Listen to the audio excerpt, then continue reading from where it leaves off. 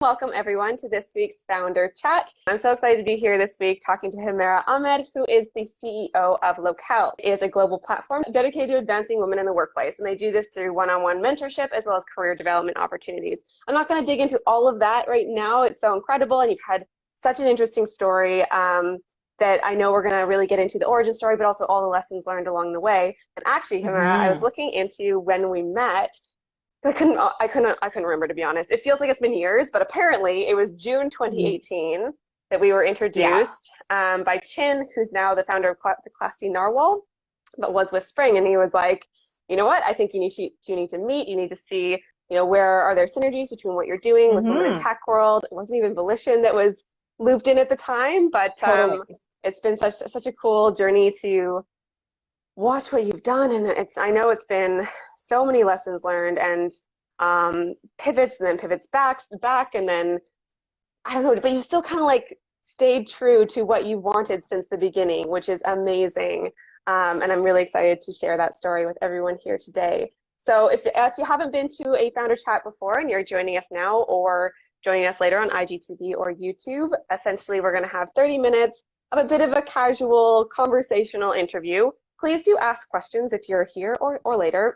Jump in the chat, say hi, let us know where you're joining us from, and also let us know if you have any questions, and we'll get into that. And we're just gonna learn about what Locale's about, and what Humaira can share with us in terms of what she's learned over the last few years and beyond as well. So without further ado, I wanted to hand this over to you and kind of get this started with a little bit about who you are, but like why Locale? Like, where did this start? What are those origin stories, and what is your tie to your why around why you started this? Yeah, first of all, thank you so much for having me. It's so good to see you. Yeah. And you're right, it's been a long time. I feel like startup because we've been around for over 3 years now. And it feels like 30 years. Yeah, no kidding. Exactly. Yeah. And you've been kind of part of the journey since the beginning, pretty much, because we were like 6 months into it when we met. So I am Humaira. I am the CEO at Locale. I call myself international citizen. I was born and raised in Karachi, Pakistan. And moved to Canada at the age of 20. So I still have lived in Pakistan more than I've lived in Canada, which is so wild. So lived in Toronto for 5 years. That's where I completed my bachelor's in communication studies. I was doing software engineering there, but I was one of the few women or the only women in my computer science classes at York University. So I ended up dropping out. And that's part of my why. But then ended up working in marketing communications for tech companies for over a decade. And then had, moved to BC, had a little family. I have 2 daughters. They are now 5 and 7. And it was when Gia was born. So Gia is the 5-year-old now. So basically, 1 year into my maternity leave, obviously I was itching to get back to work. And that's where I first felt those feelings of isolation coming back of, okay, well, when you are either one of the few or the only one, it can be incredibly obviously isolating, but also you do at that time need to really connect with other people who are in your shoes so that you can relate, you can, explore opportunities, navigate challenges. And that is where I wanted to build something for women, where like-minded women would come together, connect with each other, so it wouldn't be so isolating. That was kind of the premise of my pain point, and then learning around me that women working in male-dominated industries, especially tech, we just have this, I think things are changing, they're getting better, but still the loneliness is still there. And so that was kind of the premise of Locale. So I started Locale, launched the app. It was the networking app. That was the easiest way, because at the time, networking wasn't so prevalent. And even on LinkedIn, it was so hard to easily reach out to people and say, let's connect for coffee or whatever that may be. And so I wanted to make that easier, and we launched this location-based networking app, connecting women based on common interests and goals. And that's how we were connected. Yeah. Through Chin, because I connected with Chin through Spring Impact Accelerator. And that's where he was like, well, women in tech world is doing some amazing work. You should connect and see if you can work together, collaborate in any capacity. And so we met. And yeah, since then, I think, I'm fortunate to call you a friend. Like, I think I can reach out to you, if there's any challenges I'm facing, which are kind of constant. But yeah, so that was the premise. But then for 2 years, we ended up doing that, just again, the networking app. But in terms of business model too, nobody gave me money at the time, when we launched the app. It was such a circus. And I'm sure for a lot of founders, it's still is a circus. But I think one thing, and is that okay if I share my lessons kind of as part of my story too? Wherever it comes naturally to you. Yeah, absolutely. Yeah. I think that was the one thing that I should have really thought about when you get into this tech startup. It can seem very sexy. It can seem very appealing. Like, this is amazing. This is where, like, everybody looks up to you and you look up to others. But I think one of the lessons that I've learned the hard way is that you don't always need external capital. Right. Yes, it sounds, when you hear, and I think it's part of like media too, where they glorify that, X company raised this much money and this is what they're doing. And so you get into this whole world of, I need to raise capital. And you don't even know as a first time startup founder. What's the best thing for you? What's the best thing for your company? Why are you raising, right? So it's like, why are you raising? What is that going to get you to? Are these the right people that you need to be raising from? But also I think it's just, then that's where you start to build a smoke and mirrors, because you need to sell your dream. You need to sell the story. Right. And to be able to sell the story, you need to make shit up. And in that process, you start to change what you're actually set out to do. Kind of gets away from you. Yeah. Yeah. And so I think that was the biggest mistake that I made early on, is to have one, just think, okay, if I have a tech company, I need to raise. Yeah. Another thing along those lines is to have too many mentors. I had way too many mentors. That was a problem. And guess what we're doing now? But it's interesting because not everybody, understands your space. Yeah. And so they're giving their feedback or their kind of advice based on their own experiences and their even limited knowledge. Which may not be relevant to you or your company. Another thing is, also where you are, what you're selling, who you're selling to, as well as the investors. Some of them that I was talking to come from Silicon Valley, and they were like, oh yeah, easily $5 million valuation. Right. And then you talk to people around you and they're like, yeah, you're crazy. Like, there's no way your company's worth more than $1 million. Anyway, so a lot of, having too many different mentors, not knowing even at that time what my core values were with Locale. Like, I didn't even know that.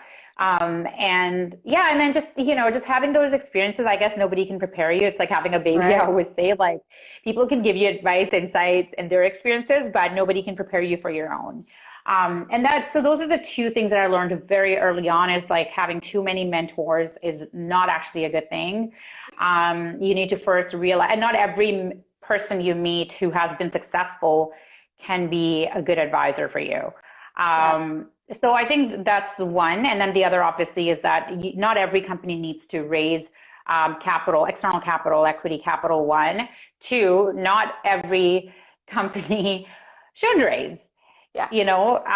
The one is about, like, if investors are coming to you, like, should you even consider that? How much time are you going to invest in that? And I could easily say that's like, wow, at least hundreds of hours just wasted.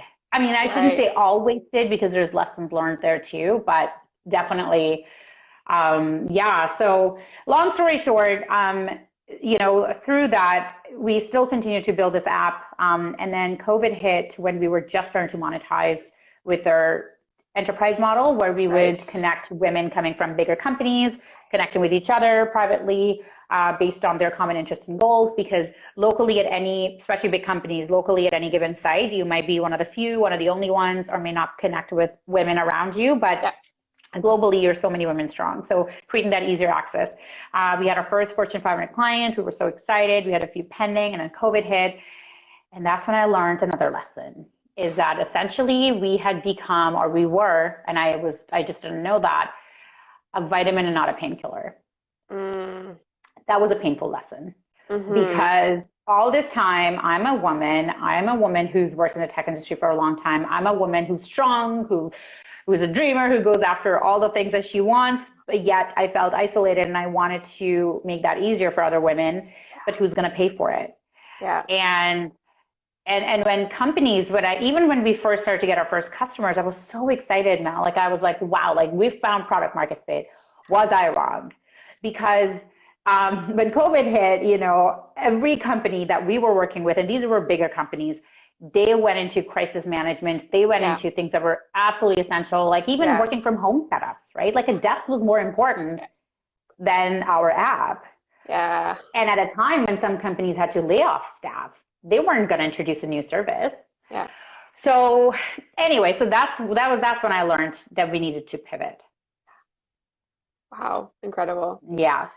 And I think like you were saying, like all this wasted time, but on that side, I'm just also thinking about how I know you have become a mentor and a role model for so many women. So you going through all of these experiences and learning about that capital raising journey and learning about like how do you find mentors that are actually aligned and what do you take in and what do you leave behind, and you know this journey that you went on in the vitamin and the painkiller kind of journey that we often talk about, that's one that a lot of founders when you're so close to your idea and you're like this, but this is like this is solving something really important, so like having to shift into but maybe it's not something people are willing to pay for, or it's like a nice to have that, as you say, is the first thing to go. That's such a hard kind of lesson to learn. And so we're all learning from you, and I'm so sorry you had to go through all of it as well. Oh, wow. But and it's like happy to take one for the team.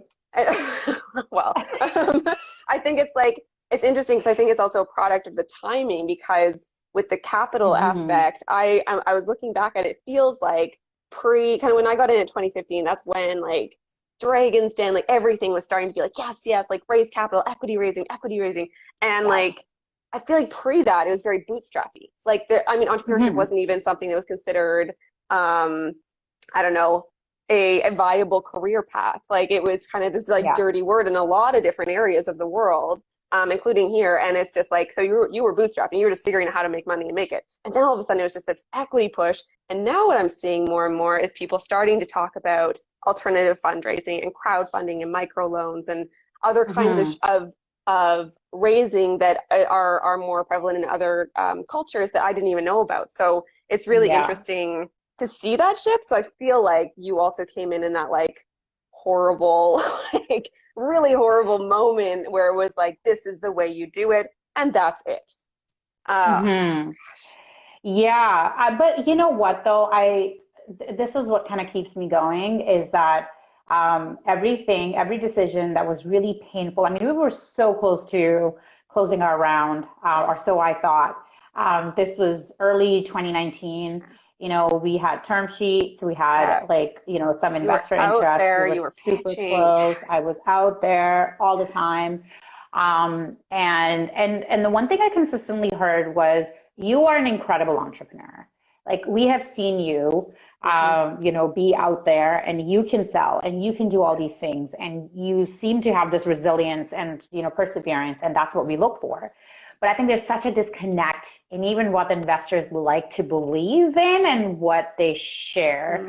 So, or what they actually do. So a lot of times you'll hear people say, oh, we back founders.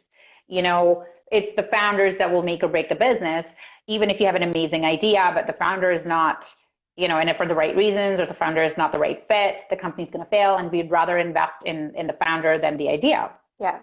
And I kind of call BS on that, because I think, if everybody around me, like, and now I heard not a single person, not even here, say that Humaira is not a great entrepreneur. Everybody said the same thing. She's a great entrepreneur. So if I am a great entrepreneur, then invest in my business, right? Because I'll make it work. So if that's what you truly believe in, I'll make it work. Yeah. And if you don't believe in that, then don't say that, So I think, it's from that perspective. And I think there are some amazing investors that have come to kind of call friends even. And they would also say the same things, that, people really believe in you, that whether or not Locale will be successful, you will be successful. And I think that's such an honor for me to hear from these people. But at the same time, it's where the money is at. If they're not investing in you, I don't know if they truly believe in you. So so I went through a lot of challenges with fundraising, and I think it kind of, it helped me learn a lot of lessons. So I wouldn't take any of that back, maybe some of it back. But overall, I will say this, that because I went through all those challenges with investors, I learned who I want to, if I ever were to raise money, what kinds of people do I want to raise money from? Yeah. And so I think, and that's an incredible, valuable lesson, because I've seen companies fail because of just that issue of investors not aligning with the founder. And so, I mean, it was painful, but another thing that I've learned through that is sometimes things happen and they are super painful. They hurt a lot, maybe even your ego a little bit, but they might be better for you and your business in the long run. Absolutely. So we actually ended up getting a loan from BDC in 2019 when investors were not investing. And I think that's where I was like, you know what, if BDC is going to give me this loan, and I got an amazing account manager. Shout out to Olivier. He's now in Montreal, but he was in Vancouver at the time, and he just loved our vision. And he said, you know what, we can give you a loan. Sure, I had to put, myself as a guarantor, but I was not afraid to do that. And I also asked myself this: if I am not willing to invest in my business, why should others? Right. And I really took that to heart. Was it easy? No. But was I determined? Yeah. And worst case, I was like, you know what? If this loan, if Locale has to be shut down or whatever happens, this business fails, this is an investment in my journey. This is an investment in my growth. And I think that perspective really made it easy. It's like, you spend how much money to do an MBA, at least from a really reputable organization or institution, it's at least $80K. And so for me, that was an investment in myself, and no MBA can prepare you for life and business world more than a startup. So so that's that was my perspective. And now I'm so happy I was not successful in raising equity financing. So with all these lessons learned, you kind of brought us up to speed in terms of where you were at with kind of the beginnings of COVID, and realizing, you know what, we need to pivot here. And speaking about your resilience, and speaking about that kind of energy that you have and that you protect as well, and have learned how to protect, which we will get to. I know, and it's always ups and downs, and sometimes we forget and whatever, but talk us through where are we at today? Like, what was that pivot? What does Locale look like now? Yeah, so again, I think COVID was awful for everybody in different ways. But I will say this: when COVID hit and we learned, or I learned really painfully, one of my team members had left earlier in Feb of 2020. And we had one developer left. So we were 3 left, and then it was just the senior developer and myself.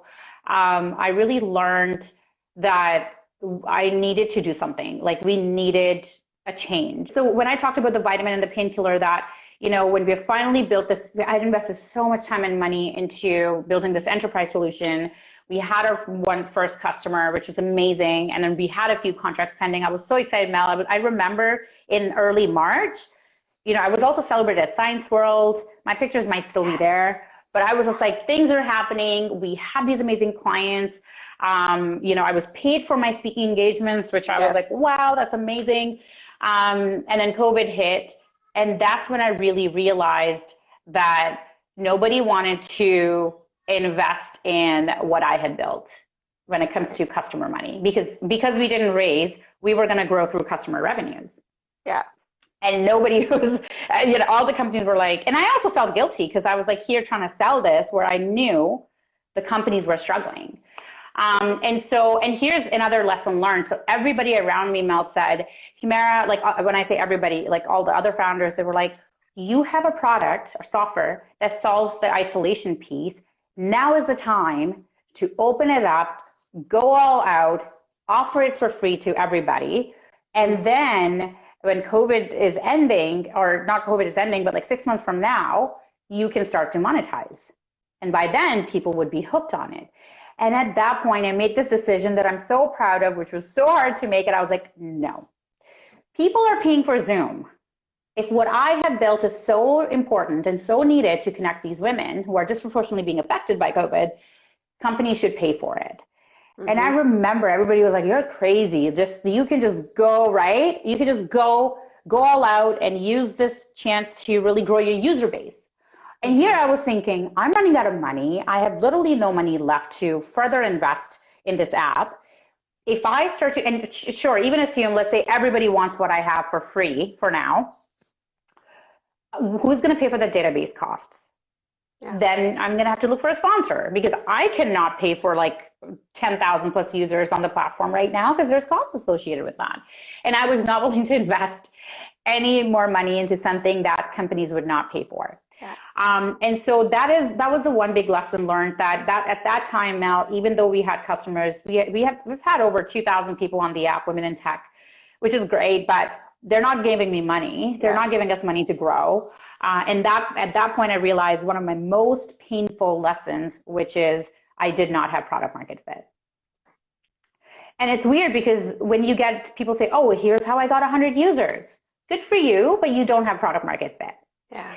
And having users, having all this media, having even your first paying client does not mean you have product market fit. And that was hard to swallow, because if I did have product market fit, we would be growing without that much pain. Pain is always there, but without that much pain. Yeah. If you have to convince people that they need this, no, you don't have product market fit. And so we looked into our data, and we found that as part of onboarding onto the app, over 87% of the women were interested in connecting with a mentor, and 30% wanted to be mentors. And I was like, we have this data right here. And those connections were happening. People were connecting, but one, they were not facilitated. Yeah. Two, there was no data around it. Like, how many women actually connected? What are they connecting about? Like, how can we make this better? Mm-hmm. So that's where, startup experience really, really helped. And so we had no team by this time left. It was just myself. Right. The good thing that COVID brought about was not just learning, this rude awakening that you don't have product market fit, Humaira, but another thing was, the government opened up some loans. Mm-hmm. That was a huge blessing for me, because I had no money left. So we got a little bit of money. I hired an intern, and we put together in 1 month, this mentorship program, super manual at the time. It was just, I knew that mentorship was what women also wanted, but we wanted to do it in a way that went beyond one coffee, right? We wanted it to be more, how is this helping you grow? How is this helping you through this tough time that we're all going through? Perhaps some women wanted a no cookie cutter approach, right? It had to be tailored, because we're all individuals. We all have different needs and, goals. Somebody was struggling with, say, work-life balance. I'm a mother of two. I was so struggling with that. Some women were struggling with, how do I ask, I was so overdue for this promotion. I was going to talk about it. How do I ask for it now in this pandemic, right? How do I further advance my career? Do I have to take a back seat? So there was a lot of challenges, and that's where we thought, okay, where we can come in is if we provide, and looking back into my experiences of mentorship too, what were some of the biggest challenges? So I wrote down all those challenges. Why does mentorship fail? Yeah. As a program, as a platform, where are these challenges? And we wanted to solve those challenges. So we started with this, we're going to pre-screen everybody. Is that scalable? At the time, I didn't care. I wanted to find a way. Yeah. So I was like, okay, we're going to pre-screen everybody. We're going to do the mentor matching, which we're really great at. And we're going to do all the sessions so we can track them. We're also going to do surveys, and we're going to find out what these women are talking about so we can learn and grow. And then we're also going to, if employers are paying for these women, who wanted employers to be involved, you need to sponsor these women. So they pay for the service, essentially. We connect them with the right mentor match. We track all their sessions. We see them grow. So you're investing in these women, but they're also contributing to your company. So that is what we wanted to do. And the hardest part was to, have the pre-vetted pool of mentors. So thank you for being a mentor, Mel. You've been amazing. Your mentorship is a gift. But I started to reach out to my network, and we started with 10 mentees and 10 mentors. Yeah. That's how we started. And we learned and we grew. And now we're at over 100 mentees and over 150 mentors. Amazing. So it's, just, I think just even seeing that and learning through that, like how is it that we can actually help women grow? Yeah. How is it that we can actually help the companies realize and identify their top talent? Because it's so biased. It's like, Humaira might be great talent because she's so vocal. What about Sally, who sits behind her desk, but she's running your show? Yeah. Right? So I think just even being able to democratize that access to mentorship, connecting women with external mentors, based on relevance, based on experience, based on personality styles. So yes, we use part of what we had built, and are, really perfecting that algorithm and process of mentor matching, where our mentor matches success rate is 95%, which is amazing. And that is the hardest thing. Like they stay with each other for a certain amount of time.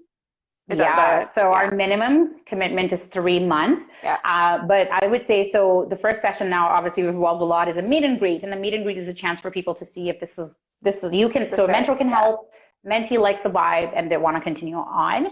And 95% of the matches end up being successful. Awesome. I loved my match. It was fantastic. Right? Like, because it's like, there's ways.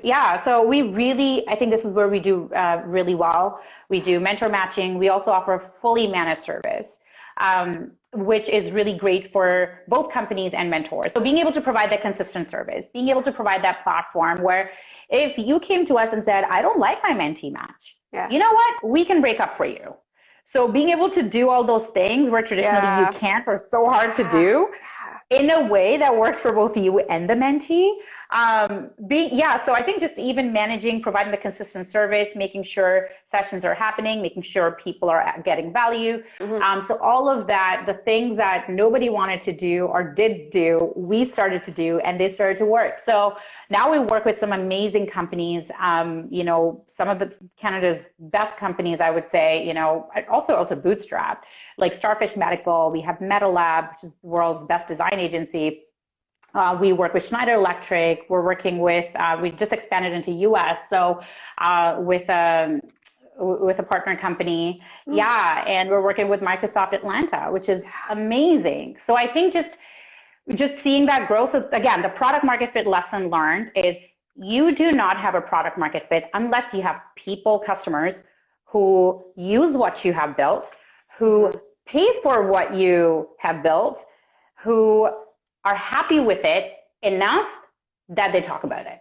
So people use it, they pay for it, they talk about it. Until you have those three things, you do not have product market fit, which we now have, which I'm absolutely like, this is where, I would say the biggest lesson learned, that yes, it's taken us 3 years, and yes, there's more work to do, and yes, we're going to evolve and iterate, but you do not have product market fit if you have users. You do not have product market fit if people are talking about you. You only have it when your users love what you have built, pay for it, talk about it. Amazing. So many incredible lessons learned. I saw people asking, will this be recorded? So yes, so long as Instagram does what it's supposed to do, these are going to be living, this will be living on our IGTV.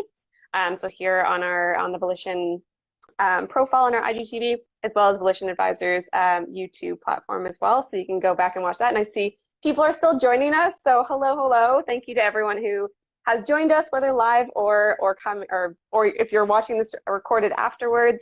If you are just joining us now, there's been some incredible conversation up till now, and as I mentioned, it's going to live on our IGTV. So please do come back and watch, because we heard about the origin stories of Locale and some really incredible lessons learned from Humaira on her journey that you've been so kind to share with us and be open about those really difficult moments in your in that journey. So please do come back and watch it if you are just joining us now, everyone. I know we're wrapping up. We're actually a little bit over already, and there's so much more that I want to talk about. I just looked at the time. I know there's so much that I still want to talk about. So we're gonna have you back, I think, because I know there's so many. You've already touched on so many really important entrepreneur kind of lessons, but then you also are working on, you have a lot to say, I know, about taking time to yourself and taking time off, and about building a team as well, that I would love to dive into. But maybe we can kind of like just touch on those, and we can like tease people with that, Sure. and then have another chat about that in the future. Sure. But what I do want to ask that I haven't got into yet is, what is your vision for Locale if you were to look into the crystal ball? Oh my gosh, I have such big plans with Locale.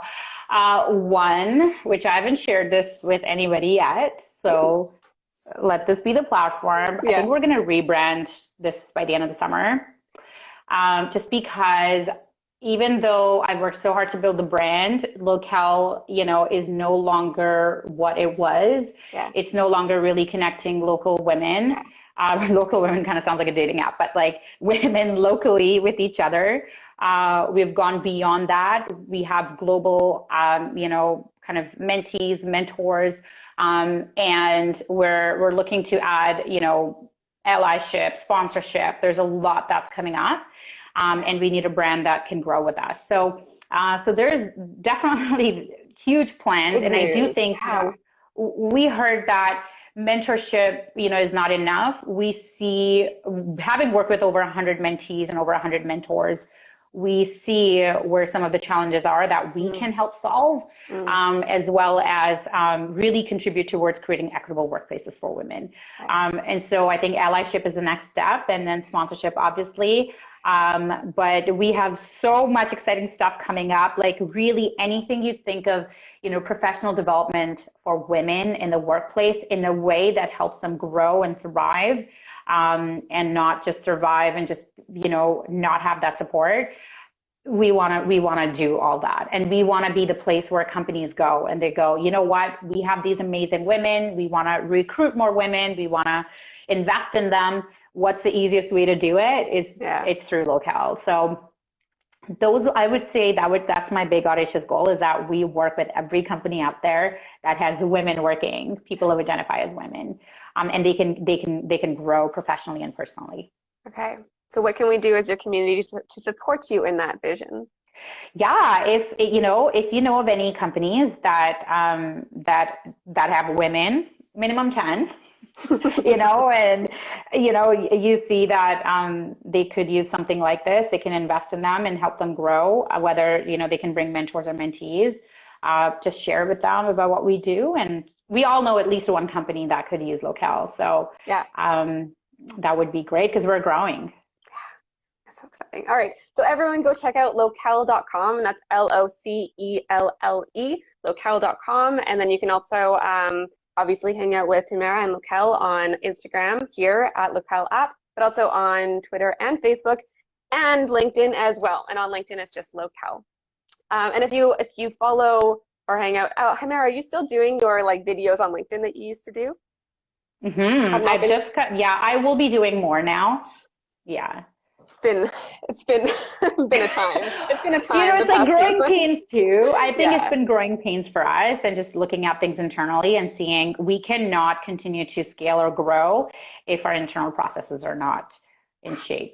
Yes, that has been Volition's number one lesson learned this year, I think, because we've also had growing pains, also had a pivot, and that product market fit kind of conversation, found our place that we are able to grow, and now we're like, ooh, now we gotta like make sure we can actually do this with automation processes and being really intentional with that. So feel you on that. That's a really interesting and exciting and scary moment in the growth of the company. Yeah, but that's how you're growing, right? Like I feel like any challenges that are thrown my way or our way, it's an opportunity to solve them. And it's an opportunity to grow. And taking challenges as like fun problems to solve. Yeah, that makes things better for sure. Absolutely. All right. So to kind of wrap us up, is there anything that we didn't get to talk about, which I know that there's things we didn't get to talk about. I know that we don't have too much time. I do believe, I think diversity thing we could talk about another time because it's a much bigger topic. But at Locale, we have been able to have diverse team, like all women, which I am not complaining about, but from different backgrounds, which is incredible. But also I would say the biggest thing as a founder, one thing that we all neglect in this hustle culture is that, we need to make time for ourselves. And I know it sounds like very cliche, but I have actually found firsthand that now I'm able to delegate with the team that we have, trust them with the work that they do, that I can take time, make time for myself. And I feel like I actually was one of those people that would look forward to a Monday. And I still do, because I could work guilt-free. Like, oh, it's Monday, so it's work day, right? Because I still worked on the weekends. But now, after this long weekend, I was like, can we have another day? Like, we need another weekend to recover from the weekend. Not that I did anything wild, but you know, it feels nice to have a little bit of that normalcy in that, you know, my family's time is so important. And when I do come back to work, I'm a much better leader. And I actually, my brain is working better because I'm giving it that time to rest. So please, this is not cliche. The burnout's not going to help you. The hustle, yes, please hustle. So work hard to work smart. But I think that when you are able to make those moments for yourself as a founder, please take that time. I cannot stress that enough. And you'll be you'll feel better, you'll do better. And I'd rather do 10% work, but do it so incredibly well than to work 100% of the time. Yeah, absolutely. I just saw another founder, Maxine, Pick My Brain, was posting about a podcast she listened to. I think it was Startup Therapy. I was just about to go and get it. And it said, like, the episode was about how startups are built at the expense of the founder. And I just saw it right before I jumped on here. I was like, oh, I need to listen to that, because I hear that over and over again. And then I also hear, especially in the last year and maybe 2 years, talking about mental health of founders and having these conversations and hearing from people such as yourself championing that and saying, like, yes, you know, I've taken that road that took me to burnout and that wasn't okay. And like, I'm still learning and growing, but this is important. I think having role models like you for other founders is very, very important. So I think we should definitely have that conversation again in the future. I would love to talk to you about that. I think it's something that we jam out on whenever we actually do talk. Whenever we do, we talk about for a few hours at a time. Amazing. So thank you so much, Humaira, for being here, for sharing with us all of your lessons and wisdoms that you've brought to us here today. And the people in the chat saying that this is incredible and that the things you're talking about are still happening today in terms of what happened to you and to Locale. At the beginning of COVID, we're still seeing some of those trends. People were saying, are you going to be sharing this? Are you going to be keeping this? All of this kind of like chit chat in the chat. Chit chat in the chat. You know, that we're so grateful for you. And for you to be here and share. So everyone, please do go check out locale.com. Humaira, where would be a good place for people to connect with you directly if they wanted to? I would say the best place is LinkedIn. Just because I'm a lot more active there. I've decided to choose one platform that I am consistently posting on, and my personal Instagram. I don't really respond to messages there. So just being candid, that's more personal, but LinkedIn, absolutely. If there's any way I can help, especially founders, absolutely. Cool. All right. So head over to LinkedIn. We'll put a link to that in the notes when we post this on IGTV, everyone.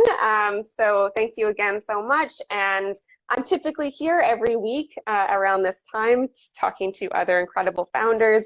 And tomorrow we have an Amplify Live if anyone's interested in coming and meeting 5 founders who will be pitching, and they're from all over the place, from across Canada, also from Iran and Amsterdam. Amazing. And kind of everything from like kids books and food to AI and an entrepreneur kind of networking space.